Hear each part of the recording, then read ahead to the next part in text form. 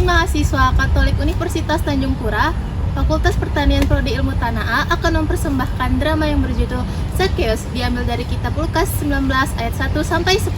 Jangan lupa like, komen, dan share. Selamat menyaksikan.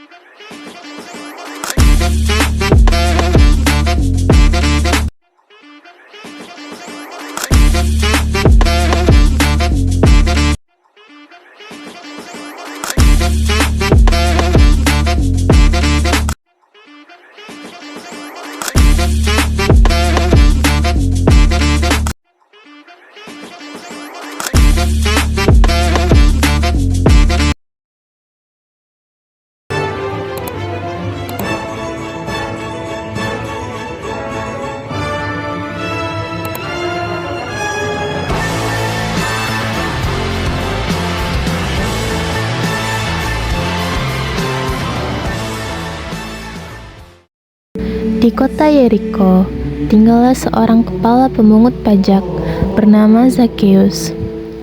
Orang-orang memandangnya sebagai seorang pendosa yang harus dijauhi, karena ia adalah orang yang jahat. Ia memungut pajak lebih dari yang ditentukan. Hei kau, bayar pajakmu. Ampun Tuan, saya belum ada uang. Suami saya juga belum pulang kerja. Kalau suami saya sudah pulang, pasti saya bayar. Alasan kamu kemarin anak kamu sakit. Sekarang suami kamu belum pulang. Besok-besok apalagi alasan kamu?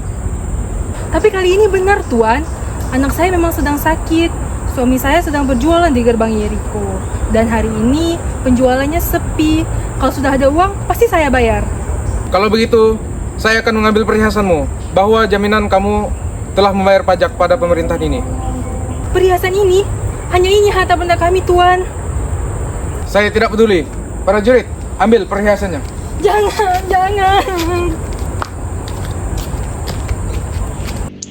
Nah, perhiasan ini jika lo dijual pasti banyak harganya. Sebaiknya aku simpan dulu. Nanti, tunggu dia sudah bayar uang pajaknya, baru aku serahkan ke pemerintah Romawi. 10, 20, 50, 100. Wah, banyak sekali uangku.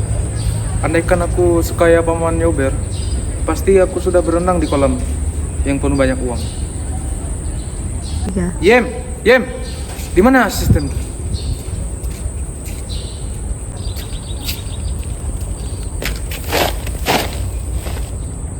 Siapa lagi kalau Yem bukan namamu?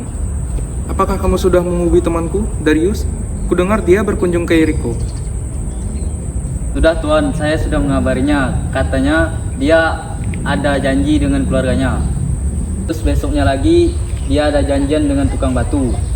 Besoknya lagi dia ada janjian mandi ke Sungai Yordan. Terus Sudahlah. Biarkan banyak sekali alasan kau. Biarkan saja teman-teman lama tidak ingin bertemu dengan si ganteng ini. Lalu bagaimana dengan undangan tetangga-tetangga kita? Mau kumpul jam berapa? oh Tuan, itu undangan khusus. Maksudnya apa? Aku tidak diundang begitu? Iya Tuan, katanya Tuan tidak masuk ke dalam undangannya. Maaf Tuan. Beli saja undangannya. Berapa harganya? Uangku banyak. Maaf Tuan, katanya undangannya tidak dijual. Ya sudah, kamu di sini saja temani saya. Saya mau makan makanan yang enak. Maaf Tuan. Apa lagi? Maaf Tuan, Yem ada janjian untuk menemani istri ke pasar. Terus Yem ingin buat masak untuk anak-anak Yem. Ternyata kekayaanku tidak berarti apa-apa. Apa guna banyak uang kalau kesepian? Begitulah Zacchaeus merasa sangat sedih karena tidak ada seorang pun yang mau menemani dia. Pada suatu hari yang cerah di kota Yeriko, Zakheus melihat sekumpulan orang banyak sedang berkerumun. Bahwa orang yang bernama Yesus itu menyembuhkan orang kusta. Apa? Orang kusta? Bukankah penyakitnya belum ada obatnya? Benar. Kemudiannya Yesus berkata, sembuhlah, maka penyakit itu disembuhkan. Wow, aku juga pernah hadir di sebuah rumah yang sesak dengan penuh orang-orang yang mau melihat Yesus. Tiba-tiba atapnya dibongkar orang. Kami semua terkejut. Lalu tiba-tiba dari atas atap yang bolong itu ada kasur yang turun. Seperti ada orang yang jatuh dari situ. Lalu Yesus berkata seperti ini, bangunlah, bangkitlah dari tempat tidurmu itu. Orang lumpuh itu sembuh. Katanya, kasihilah musuhmu dan berbuat baiklah kepada orang yang membencimu. Aneh bukan? Padahal dulu kita diajarkan orang tua kita untuk membalas perbuatan jahat orang lain kepada kita. Orang seperti Yesus itu, dia bisa menyembuhkan orang-orang sakit. Dia bisa melakukan hal-hal dahsyat, tetapi dia mengajarkan kelemah lembutan. Jadi penasaran dengan orang ini.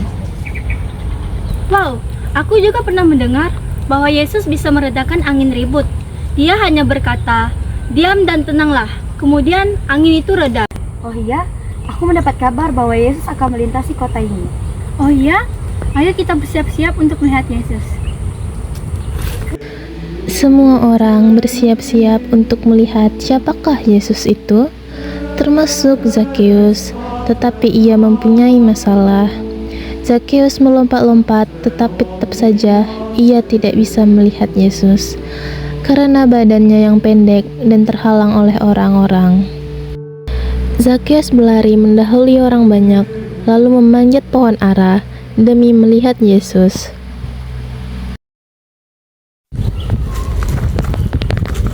Zakheus, turunlah. Zakheus, segeralah turun. Aku harus menumpang di rumahmu. Zakheus segera turun dari pohon ara, dan ketika kakinya sudah sampai di tanah, ia langsung lari kesenangan menghampiri Yesus. Lalu ia segera membawa Yesus ke rumahnya dengan sukacita. Tetapi banyak orang yang tidak senang kepadanya. Mungkin karena mereka berpikir mereka juga sudah lelah dan kepanasan menunggu Yesus lewat. Tapi kenapa ya malah Yesus memutuskan untuk tinggal di rumah Zakheus, seorang kaya, seorang pemungut cukai yang mereka benci? Lalu mereka mulai bersungut-sungut. Itu kan orang berdosa. Iya, dia sering mengambil uang orang-orang loh. Tentu saja Zakheus tahu dan mendengar bahwa orang-orang itu sedang berbicara tentang dirinya, sehingga dia mengatakan hal ini. Tuhan, setengah dari yang kumiliki nantinya akan kukembalikan. Sekiranya ada yang kuperas, nantinya akan kukembalikan 4 kali lipat. Hari ini telah terjadi keselamatan di rumah ini, karena aku datang mencari dan menyelamatkan orang itu. Kita semua adalah seperti Zakheus yang datang dari latar belakang berbeda dan ingin melihat Tuhan serta mengalami jamahan kasih-Nya. Tuhan tahu di mana kita berada dan kasih-Nya tak terbatas. Tuhan tidak mempersalahkan masa lalu dan dosa-dosa kita, yang Dia tahu kita adalah anak-Nya. Kasih yang sempurna, kasih yang bukan berasal dari dunia ini, yang dapat merubah segalanya.